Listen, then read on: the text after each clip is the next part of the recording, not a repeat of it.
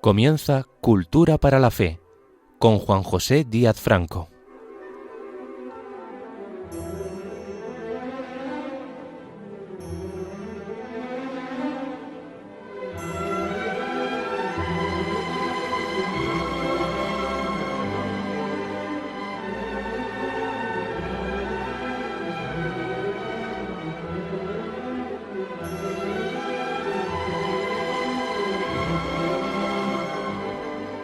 Bienvenidos todos a una nueva sesión de nuestro programa Cultura para la Fe. Nuestro saludo especial habitual para todos los que nos escuchan desde el sufrimiento de alguna enfermedad. Paz, bien y unidad para todos. Vamos a seguir hablando hoy de cómo ha evolucionado la fe católica en España desde los prolegómenos del Concilio Vaticano II hasta los años siguientes, con las consecuencias que esta magna asamblea de la Iglesia Católica Universal determinó. La fe de los católicos, considerada desde la conciencia individual de cada uno de los creyentes, está poderosamente determinada por las relaciones que la Iglesia como institución mantiene con la sociedad en la que se implanta. La tendencia generalizada en las sociedades civilizadas de la cultura occidental se ha ido decantando por la separación de lo civil y lo religioso, configurándose ambos campos individualmente con sus propias instituciones y estableciendo la colaboración posible entre estos dos tipos de organización dentro del desarrollo de los estados modernos. Por la experiencia de los hechos históricos y por el avance del progreso en la convivencia en democracia, las sociedades actuales han ido descartando en su organización política la conveniencia de instalarse en cualquier tipo de sistema teocrático, salvo las sociedades que no han asumido aún la oportuna separación entre el poder religioso y el poder civil, sometiendo este último a las leyes del primero.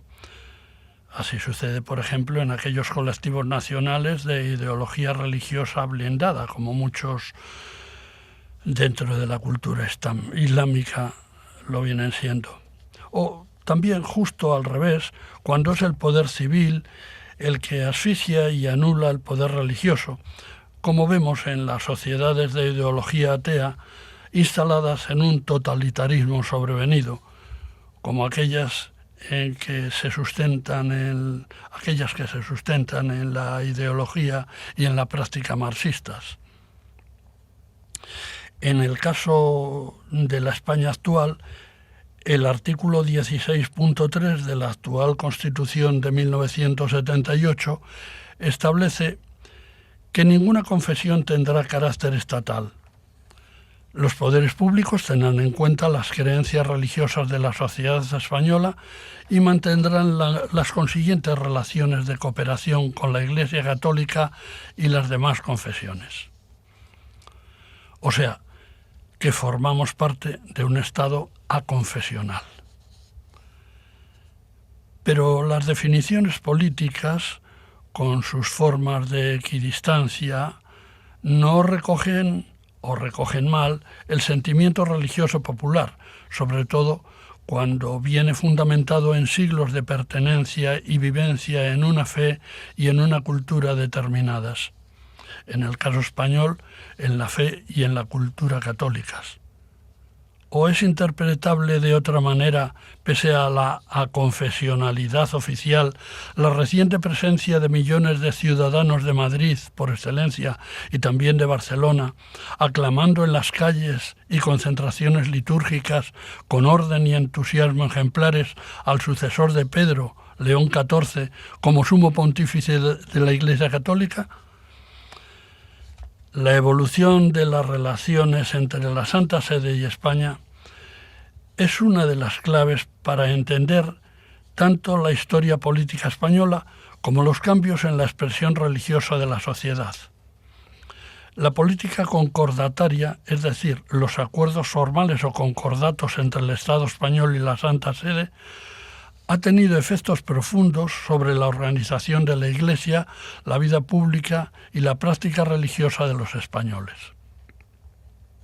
Sobre esta idea de que un concordato, un documento concordado, es un tratado internacional o convenio entre un Estado y la Santa Sede, es decir, el Estado Vaticano, cuyo objetivo es regular las relaciones mutuas y resolver asuntos eclesiásticos, como pueden ser el estatus jurídico de la Iglesia Católica, la educación, el patrimonio o la financiación en la sociedad.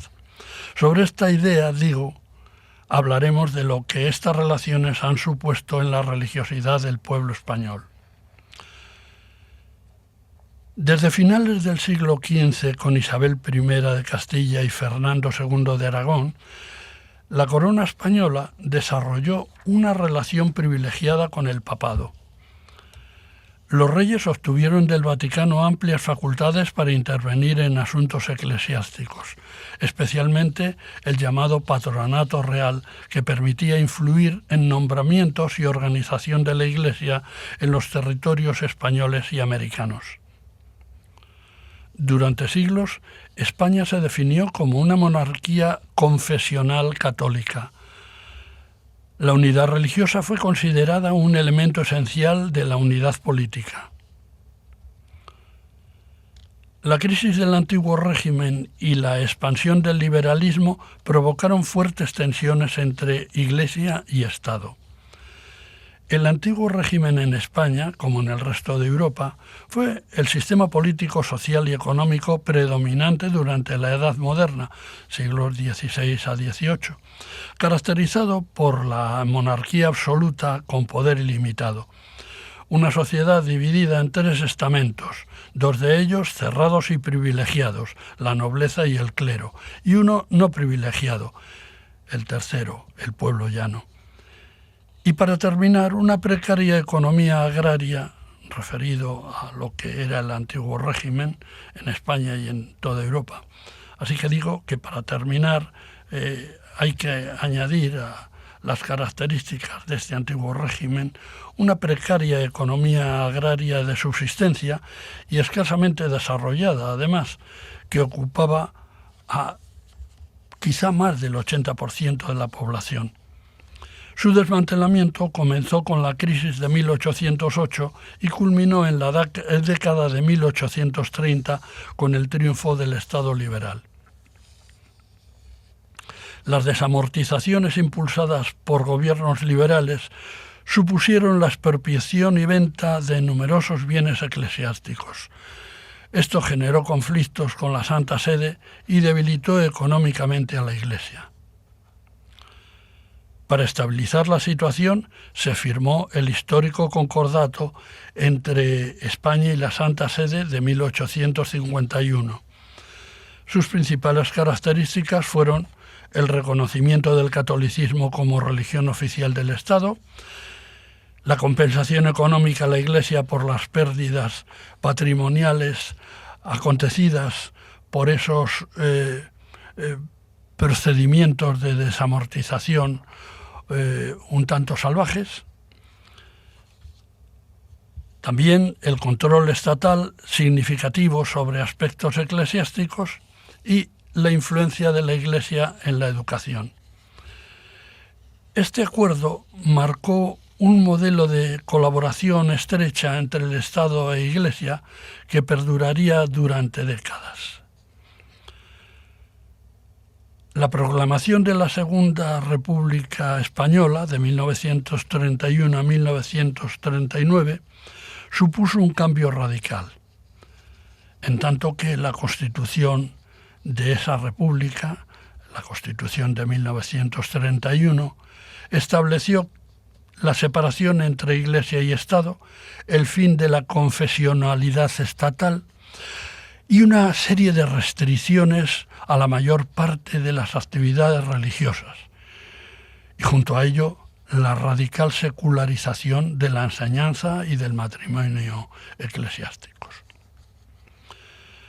Muchos católicos percibieron estas medidas como hostiles, tristemente ratificadas por la brutal persecución religiosa desencadenada por el Frente Popular, amparado por las autoridades republicanas.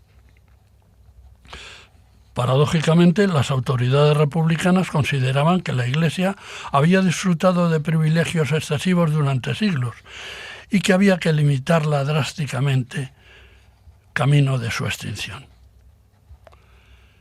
La polarización religiosa se convirtió en uno de los factores de conflicto social y político de la época, en la que se enfrentaron dos bandos, uno decidido a exterminar a la Iglesia católica y el otro surgido de la obligación de defenderse para impedirlo. Tras la Guerra Civil Española, el nuevo gobierno reconstruyó una estrecha alianza con la Iglesia católica, cuyo punto culminante fue la firma del Concordato de 1953 entre la Iglesia y el Estado español. El amplísimo texto de este concordato fue considerado por la Iglesia española como, entre comillas, el más completo de toda la historia de los acuerdos de este género, cierro comillas. El concordato otorgaba a la Santa Sede, al nuncio en España, a los obispos y a las asociaciones religiosas un ingente caudal de beneficios y facilitaciones de todo tipo, sin apenas contraprestaciones, porque lo que la Santa Sede reconocía al Estado español era muy poco. La Iglesia podía disponer de instituciones independientes del Estado y de personas que por su propia condición eran invulnerables a la ley civil. Incluso las fiestas religiosas que en el futuro deseara establecer la Iglesia, además de las ya consagradas como tales, serían de obligado cumplimiento por parte del Estado. Y cuando decidiera erigir nuevas diócesis, el Estado y las corporaciones locales se obligaban a proporcionar a la Iglesia los medios económicos necesarios, en especial para edificios, oficinas y templos. El Concordato de 1953 otorgó a la Iglesia Católica Española importantes privilegios, como fueron el reconocimiento del catolicismo como religión oficial, la financiación pública por parte del Estado de las necesidades de la Iglesia, una amplia presencia en la enseñanza de los miembros de la Iglesia, la influencia cultural y social tan significativa como resultó durante mucho tiempo, y las exenciones fiscales y reconocimiento jurídico especial que el Estado hacía a favor de la Iglesia. En un alarde de absoluta confianza en la institución eclesial, el Estado español garantizaba la inviolabilidad de los lugares sagrados, incluso para el caso en que estos lugares o instituciones, amparadas en ellos, fueran utilizados para la creación y alojamiento de fuerzas políticas enemigas o de grupos armados para la guerrilla. Realmente parecía a todos impensable en aquella fecha de 1953 que esto pudiera suceder alguna vez. Y sin embargo, tristemente sucedió años más tarde en no pocas instalaciones clericales e instituciones religiosas asentadas en las provincias vascongadas, con escándalo moral para las conciencias católicas ajenas a la extraña legitimación de la violencia terrorista amparada por parte de algunos proclamados representantes de la fe cristiana. Salvada esta anécdota, o más bien categoría, posterior e imprevista, de incoherencia en la fe, con el Concordato de 1953, el régimen político surgido tras la derrota y hundimiento de la Segunda República obtenía legitimidad internacional y respaldo moral de importantes sectores eclesiales. Las consecuencias religiosas a corto plazo de la nefasta política religiosa republicana que pretendió abolir la práctica religiosa católica tradicional en España provocaron fundamentalmente un retorno a las prácticas sacramentales anteriores a la persecución religiosa, aumentadas fervorosamente por el ejemplo de los mártires católicos asesinados por causa de su fe. Crecieron las tasas de bautismo y de matrimonio religiosos, así como las de frecuentación sacramental eucarística y penitencial. Aumentaron espectacularmente el número de vocaciones sacerdotales y religiosas. Todo ello generó durante las 2 décadas posteriores al fin de la guerra una presencia social abrumadora de la Iglesia. Sin embargo, numerosos sociólogos e historiadores señalan que la identificación entre catolicismo y poder político produjo también efectos ambivalentes. En efecto, poco a poco se abrió paso en una parte de la población un modo de vida en el que la práctica religiosa se fue convirtiendo en una norma social respetable, pero de carácter cultural más que como una convicción personal íntima y ejemplarizadora. Algunos sectores más impacientes, desengañados de la evolución social tras la experiencia de la guerra o pertenecientes a las nuevas generaciones ajenas a la crueldad del conflicto bélico vivido, fueron asociando con el paso de los años a la Iglesia con el régimen político, con el resultado negativo de que la distinción entre adhesión religiosa y conformidad social se vio muy debilitada. Permitan en este momento que hagamos una primera interrupción para ofrecerles un intermedio musical.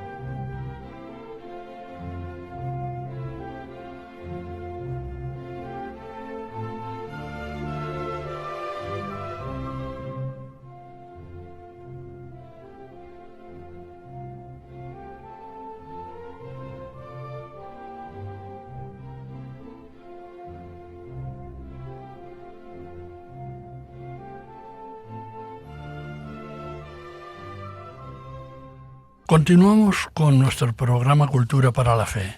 Les habla Juan José Díaz Franco. El Concilio Vaticano II, celebrado entre 1962 y 1965 y convocado por aquel audaz y santo Papa Juan XXIII,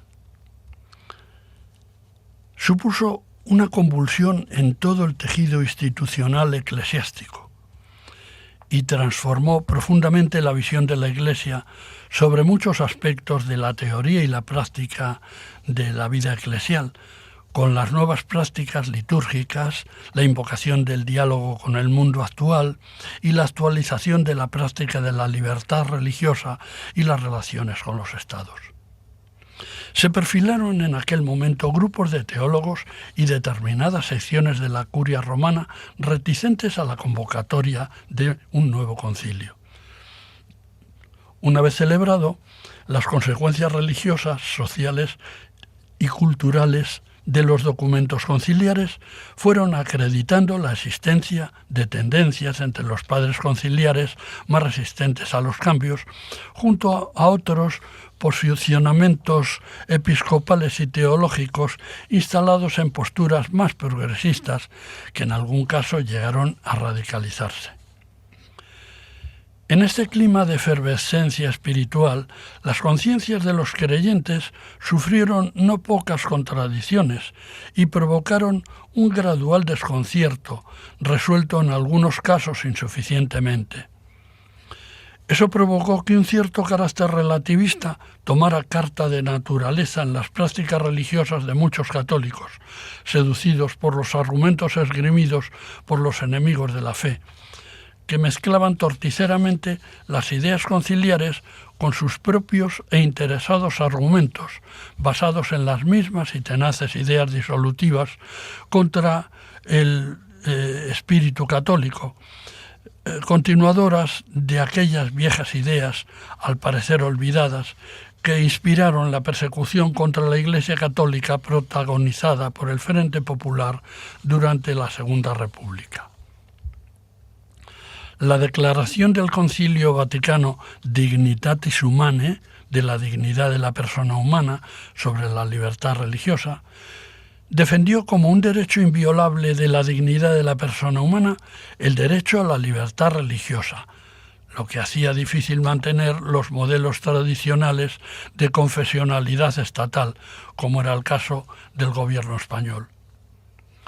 La declaración Dignitatis Humanae se convirtió en un punto de disputa entre el Vaticano y los católicos tradicionalistas, que argumentaban que este documento era incompatible con la doctrina católica anterior.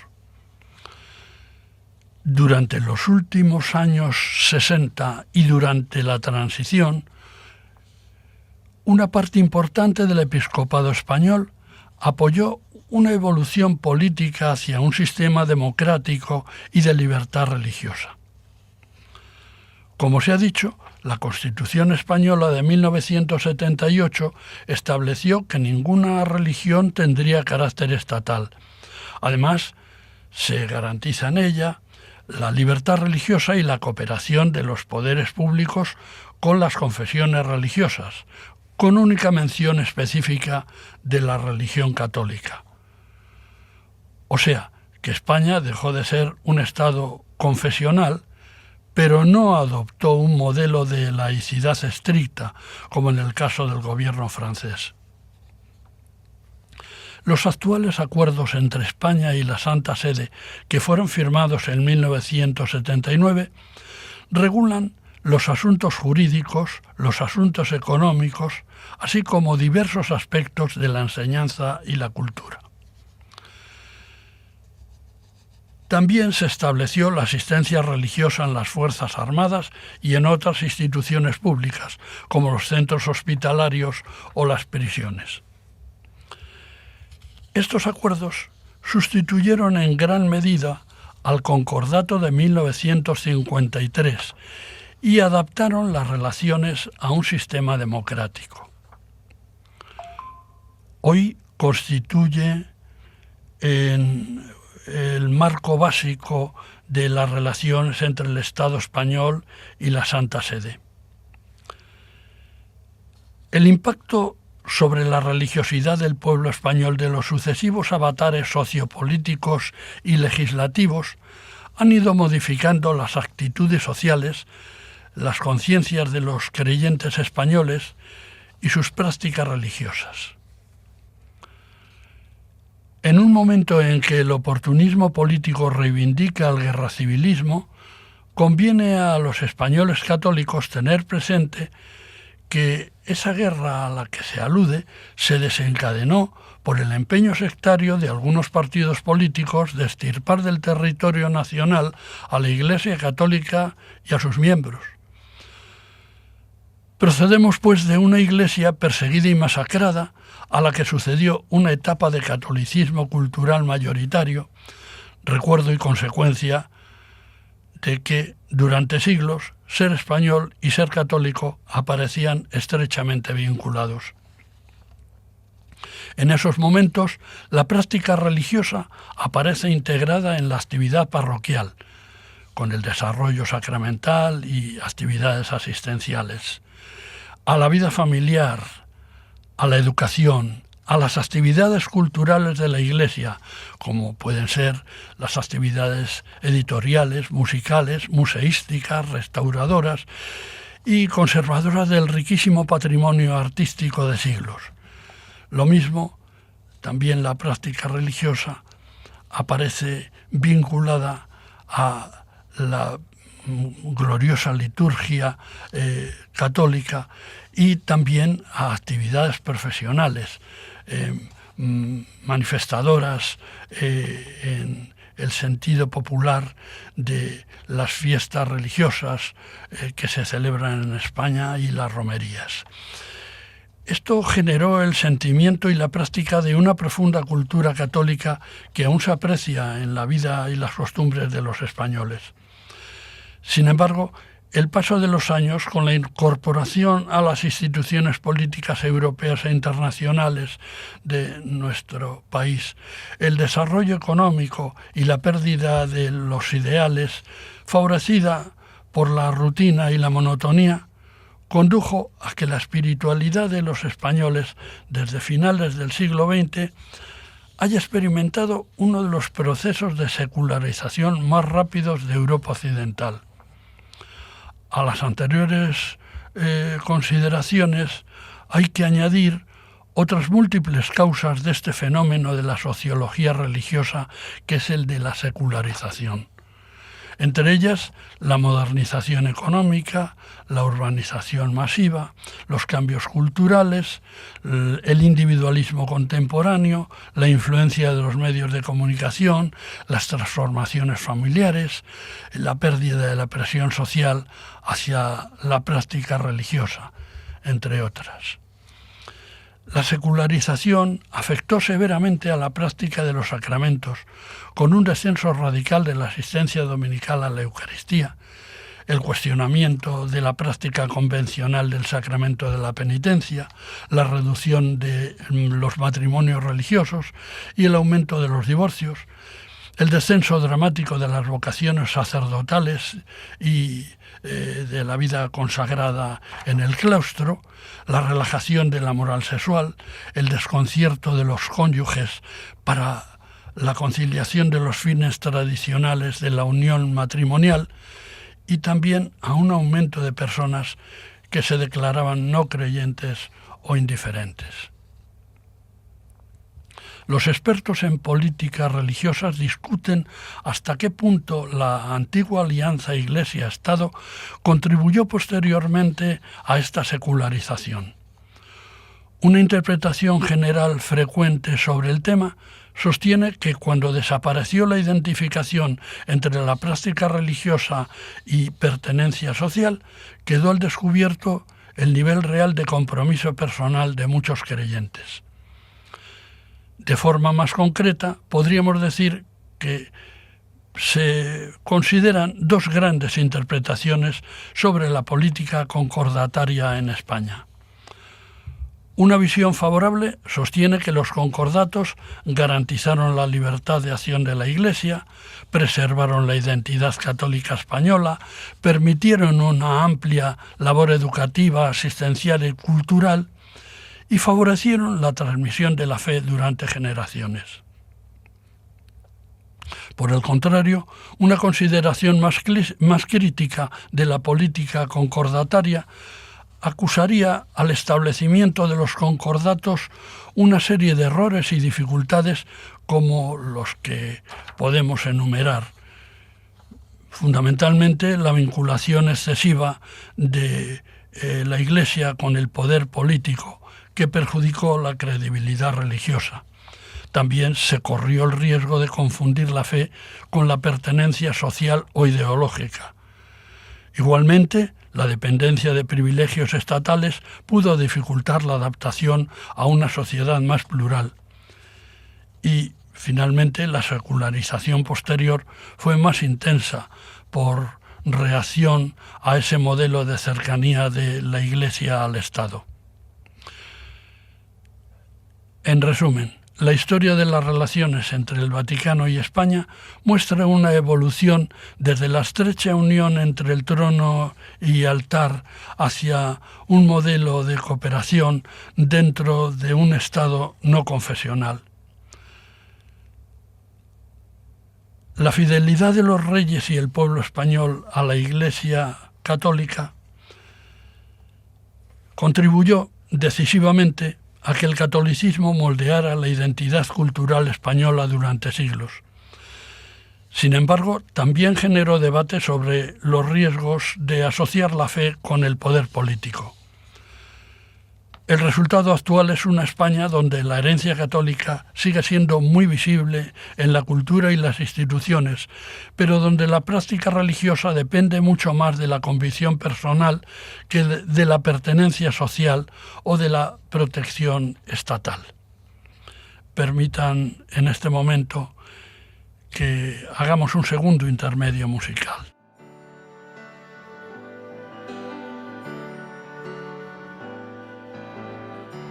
Pangelingua gloriosi corporis mysterium sanguinisque preciosi veni mundi precium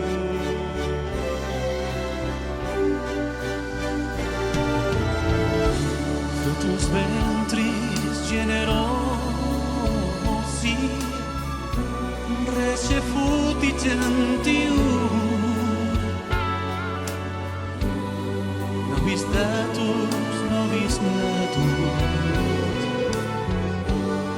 ex intacta virgine et in mundo conversatus sparso verbis semine sui moras vincolatus miro clausito ordine sui moras vincolatus miro clausito ordine miro clausito ordine.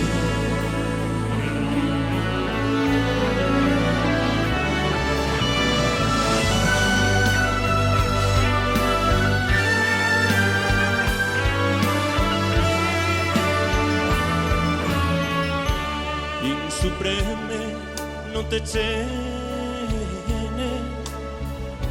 recumbens cum fratibus osservata lei plene fivis in legalibus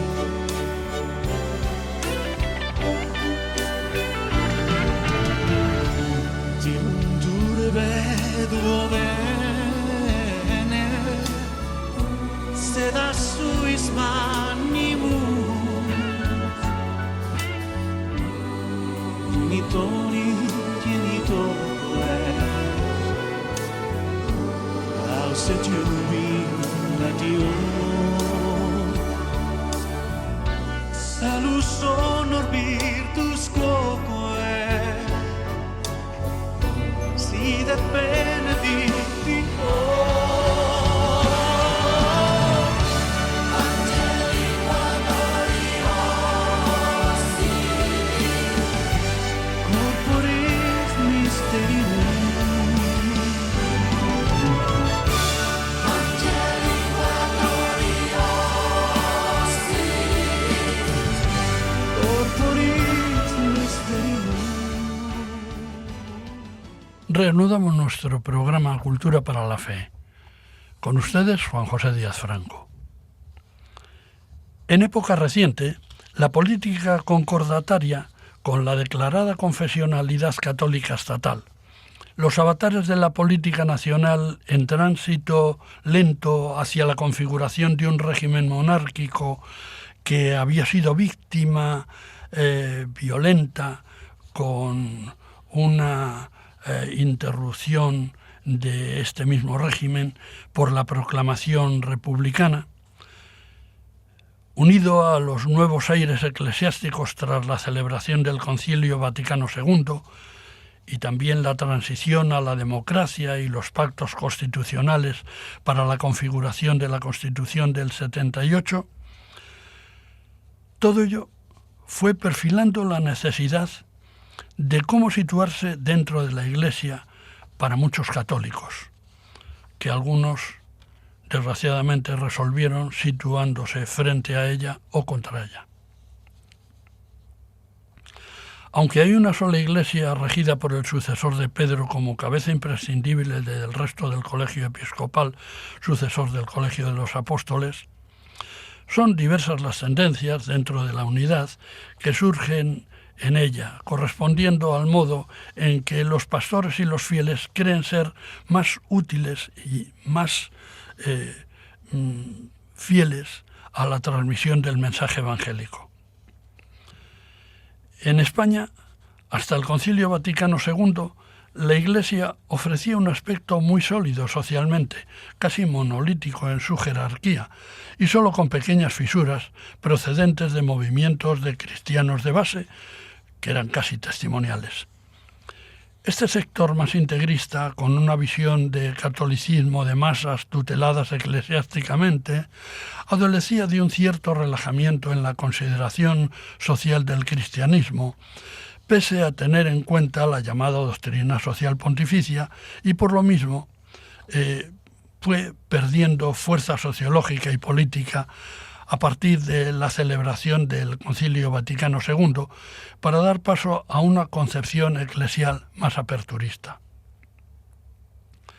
El Concilio Vaticano II supuso un impulso renovador para la jerarquía y para los fieles españoles y de todo el mundo. La Iglesia española trató de situarse en una posición de centro, de extremo centro, como quisieron definirla algunos.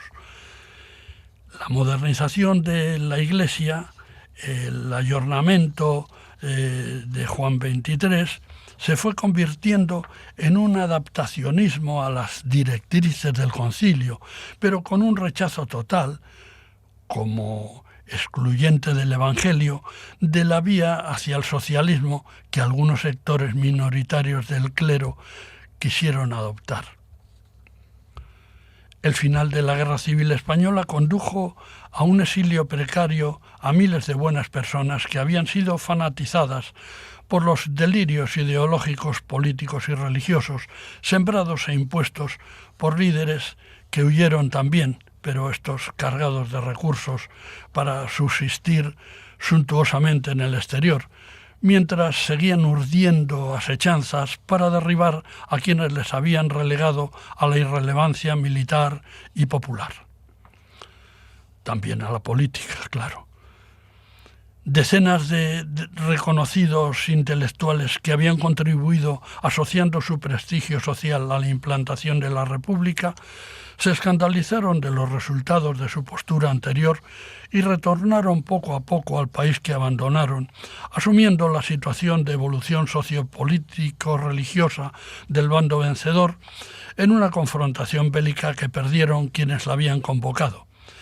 En igual medida que ellos fueron aceptados, pese a sus antiguas ideas, al amparo de la necesidad del nuevo gobierno de generarse un espacio de mayor convivencia entre españoles, mientras habilitaba su propia sucesión hacia una monarquía parlamentaria, como acabó sucediendo a partir de 1975. Pero hasta que se consolidó la transición a la democracia, fueron muchas las metodologías utilizadas por la oposición al régimen vigente en España, dirigidas a desacreditarlo y derribarlo. En este periodo, la Iglesia, que había apoyado la actuación del gobierno nacional, formando parte del mismo por la identificación de éste con la doctrina católica y la política vaticana, esta Iglesia, rescatada de su desaparición con un enfrentamiento a vida o muerte, sufrió el acoso ideológico y el desgaste permanente por una actitud que se les achacaba pretendidamente colaboracionista. Este acoso fue llevado a cabo sistemáticamente bajo el influjo de los poderosos tentáculos de los enemigos de la fe católica, valiéndose de su propia propaganda disolutoria en complicidad con algunos extraños compañeros de viaje, en este caso grupos de bienintencionados militantes monárquicos, defensores de la democracia, pero con un inevitable papel de tontos útiles del socialcomunismo, desencadenante de la inmediata anterior confrontación civil española. Este malestar indujo a la frustración del bando derrotado, que realmente se vino a traducir en los ambientes de la Iglesia Católica Española, afectos al bando nacional, en una especie de complejo de culpa y de actitudes aperturistas, impostadas, oportunistas, en muchas ocasiones, que llevaron a la confrontación con la jerarquía instalada en un reformismo homogéneo dentro de un orden parsimonioso, siguiendo la admiración que produjo el conflicto de las nuevas orientaciones pastorales, litúrgicas y eclesiales del Concilio Vaticano II, que a todos habían sorprendido, a unos con el deseo de su rápida implantación y a otros con la aceptación obligada, pero no entusiasta, de la autoridad universal de las decisiones conciliares. Aunque parezca extemporáneo, habida cuenta del tiempo transcurrido desde el final de la Guerra Civil, un sector de la política española actual sigue intentando a día de hoy reescribir el resultado de la contienda civil española y exigir responsabilidades de todo tipo.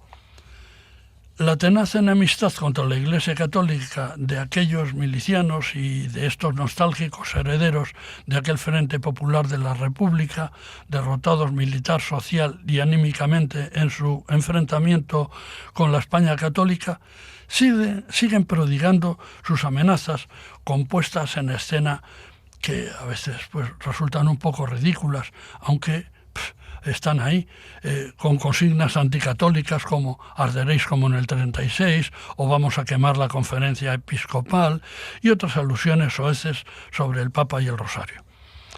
Estas anécdotas y algunas reclamaciones y reproches más categóricos han reverdecido con el paso de los años y al amparo de situaciones políticas ajenas a las creencias religiosas, un clima de hostigamiento que parece haber conseguido despertar por un anómalo mecanismo psicológico un cierto grado de comprensión y complicidad en las víctimas frente a los que fueron sus verdugos. Algo así como si la excelsa actitud de perdonar de entonces hubiera dado paso a una anómala comprensión de los que fueron sus agresores y verdugos. Los expertos en salud mental definieron hace tiempo esta aberración de la mente con el nombre de síndrome de Estocolmo. El síndrome de Estocolmo es un fenómeno psicológico en el que una persona secuestrada abusa de su comprensión hacia las personas que la tienen secuestrada y desarrolla vínculos emocionales positivos e incluso afecto, lealtad o defensa a quien está dañándole y controlándole. No es un trastorno mental reconocido oficialmente en los manuales diagnósticos, como es el caso del Manual Diagnóstico y Estadístico de las Enfermedades Mentales, en su versión 5 de la Sociedad Psiquiátrica Americana, de la Asociación Psiquiátrica Americana, pero sí es un concepto muy utilizado en psicología, criminología y cultura popular para describir ciertos patrones de adaptación externa al miedo y a la dependencia. El origen del término proviene de un atraco con rehenes ocurrido en Estocolmo en 1973. Durante el asalto a un banco en la plaza de Norrmalmstorg, varios empleados fueron retenidos durante 6 días por los secuestradores. Cuando terminó la situación, algunas víctimas defendieron públicamente a los secuestradores, rechazaron actuar jurídicamente contra ellos y mostraron más desconfianza hacia la policía que les había rescatado que hacia los delincuentes que les habían retenido. El criminólogo y psiquiatra sueco Nils Bejerot acuñó el término síndrome de Estocolmo para describir esta anómala reacción. Más tarde, el concepto ganó notoriedad con casos como el de Patricia Hearst, nieta del magnate de la prensa amarilla americana, que difamó falsamente a España, quien, tras ser secuestrada por un grupo armado para extorsionar a su rica familia, terminó colaborando con los terroristas y atracando un banco donde fue detenida. El síndrome de Estocolmo suele interpretarse como un mecanismo de supervivencia que se puede activar en el que alguien se ve atrapado en situaciones de aislamiento forzado, donde existe una grave amenaza vital con dependencia del agresor y sensación de falta de salida. En estos graves momentos, como mecanismo de adaptación y resistencia, el cerebro puede reducir el estrés reinterpretando la relación de manera menos amenazante. La víctima puede llegar a minimizar el daño o desarrollar empatía hacia quien la controla, interpretando algunos gestos menos agresivos dentro del clima de terror impuesto como signos de bondad o disculpa. En cierto modo, la mente intenta aumentar las probabilidades de supervivencia creando una conexión emocional con la fuente del peligro. La idea profunda detrás del síndrome de Estocolmo es que el ser humano, bajo amenaza extrema y dependencia, puede desarrollar vínculos emocionales paradójicos con quien le causa daño. Y no porque el daño desaparezca, sino porque la mente intenta sobrevivir física y emocionalmente en una situación percibida como fatalmente irresoluble. Con el tiempo, el término se empezó a usar de manera más amplia, a veces correctamente y otras de forma excesiva o simplificada. Digo que empezó a usarse para describir dinámicas de la conducta humana en virtud de las cuales alguien acaba asumiendo las razones de quien la ha oprimido, maltratado o denigrado. En el campo de las ideas religiosas o políticas a veces se usa de manera metafórica el término síndrome de Estocolmo para describir la situación de los que, tras afrontar vejaciones por causa de su fe, terminan plegándose a los argumentos de sus verdugos. Así lo hicieron los apóstatas de los inicios del cristianismo durante la época de los primeros mártires. Y así lo hemos visto en algunos de los creyentes católicos que se han dejado seducir por los abigarrados argumentos de quienes predican la aproximación a los pobres usando criterios de violencia en su urgencia por evangelizar y confrontando sus metodologías con las recomendadas por la mayoría de la jerarquía. Pensemos en la llamada teología de la liberación iberoamericana, contemporizadora, con actitudes radicales en las que se diría que se asume una lectura marxista del Evangelio. ¿Podríamos hablar entonces de un síndrome de Estocolmo con el marxismo como desencadenante del mismo? Otro caso posible de esta aplicación a las ideas religiosas del síndrome de Estocolmo sería la que viene causada por la existencia en Europa de corrientes surgidas, sobre todo en los ámbitos germanófonos, Alemania, Austria, Suiza, parte de los Países Bajos, Bélgica, desde el siglo XIX hasta la actualidad, que constituyen un fenómeno interesante. Teólogos y escuelas que permanecieron formalmente dentro de la Iglesia Católica, pero que cuestionaron diversos aspectos de la autoridad romana y desarrollaron enfoques que en algunos puntos se acercaban a sensibilidades protestantes, podían ser un ejemplo de que el síndrome de Estocolmo cabe dentro de los planteamientos religiosos. No es que estas teologías constituyan un único movimiento, sino que son varias las corrientes relacionadas. Así el catolicismo liberal del siglo XIX, la escuela de Tubinga, el modernismo católico, la Nouvelle Théologie francesa, la teología alemana posterior al Vaticano II, con aspectos vinculados al llamado camino sinodal alemán, etc. Muchos historiadores describen estas corrientes no como una protestantización del catolicismo, sino como intentos de desarrollar un catolicismo más histórico, menos centralizado y más abierto al diálogo con la modernidad y con las iglesias nacidas de la Reforma protestante. La intensidad de la oposición de Roma a estas corrientes ha variado mucho, desde condenas y excomuniones en el siglo XIX y principios del XX hasta la integración de muchas de sus ideas tras el Vaticano II. ¿Y no podríamos también hablar aquí de un caso de síndrome de Estocolmo con el protestantismo como inductor del mismo? Un último caso en que podríamos hablar, aunque sea con carácter metafórico, como en los anteriores que hemos considerado, un cierto aire de síndrome de Estocolmo, sería el de nuestra propia experiencia de creyentes católicos en la España pasada y en la España actual. Políticamente se viene afeando desde años atrás al catolicismo español su prepotencia imperial histórica, haciéndonos poco menos que pedir perdón por la obra de la evangelización del continente americano.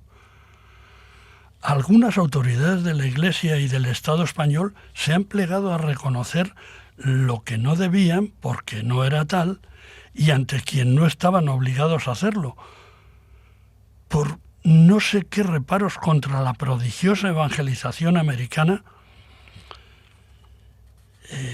contra el fascinante fenómeno del mestizaje, contra la respetuosa conservación de las culturas autónomas americanas y contra la incorporación plena a la cultura occidental.